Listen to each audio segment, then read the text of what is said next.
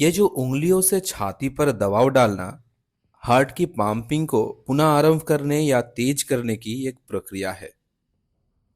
आज लगभग 2 दिन हो गया ये बच्चा हमारे साथ आईसीयू में वेंटिलेटेड है।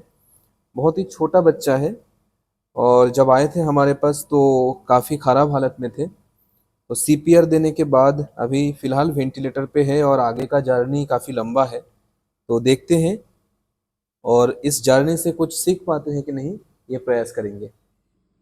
जब इस 12 दिन के नवजात बच्चे को हमारे अस्पताल के आपातकालीन सेवा में लाया गया, तब वो मरणासन्न स्थिति में था। दर्दनाक चुटकी पर कोई प्रतिक्रिया नहीं, छाती पर दिल की धड़कन की आवाज नहीं और सांस एक प्रकार खत्म। संक्षेप में वो मृत्यु के द्वार पर था।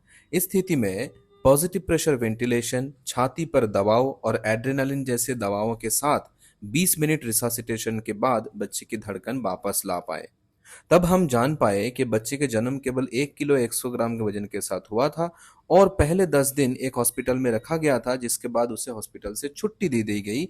हालांकि उस समय सांस लेने के पैटर्न बहुत सही नहीं था। प्राथमिक परीक्षण और छाती के एक्सरे के बाद ये बहुत स्पष्ट था कि बच्चे को घर पर माता पिता द्वारा जबरदस्ती दूध पिलाया गया था, जबकि उससे पहले से ही सांस में कठिनाई हो रही थी।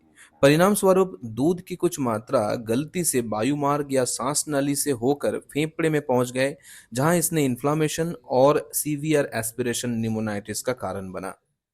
इस स्थिति में हमारे प्लान होते हैं बच्चे को सांस लेने के लिए वेंटिलेटर मशीन पर रखना, हार्ट के पंप करने के लिए दबाव देना और निरंतर निगरानी में रखना।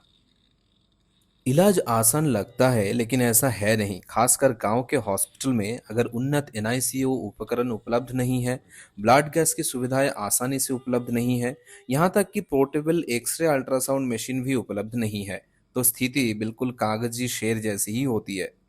इसलिए जहां तक संभव हो हैंड सैनिटाइजेशन और एसेप्टिक प्रोटोकॉल को पालन करते हुए बच्चे की देखभाल जारी रखा गया। शुरुआत में बच्चे को वेंटिलेटर मशीन से बाहर निकलना मुश्किल था क्योंकि वो खुद सांस नहीं ले पा रहा था।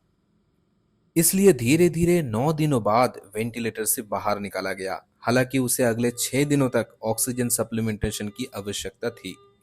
धीरे धीरे फीडिंग शुरू की गई और बढ़ाई गई। शुरुआत में फीडिंग ट्यूब के माध्यम से और बाद में चम्मच से फीडिंग। इस वीडियो में देखिए कैसे वो बिना किसी तनाव के आराम से दूध पी रहा है।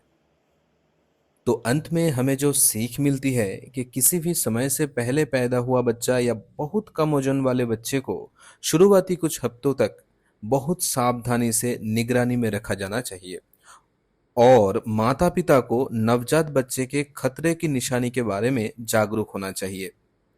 एक गांव के अस्पताल में बिना किसी उन्नत सहायता के सीपीआर व्यवस्था से और वेंटिलेटर से निकाल के बच्चे को मम्मी पापा के पास देना हमारे और एनआईसीयू टीम के लिए एक हमेशा यादगार यात्रा रहेगी।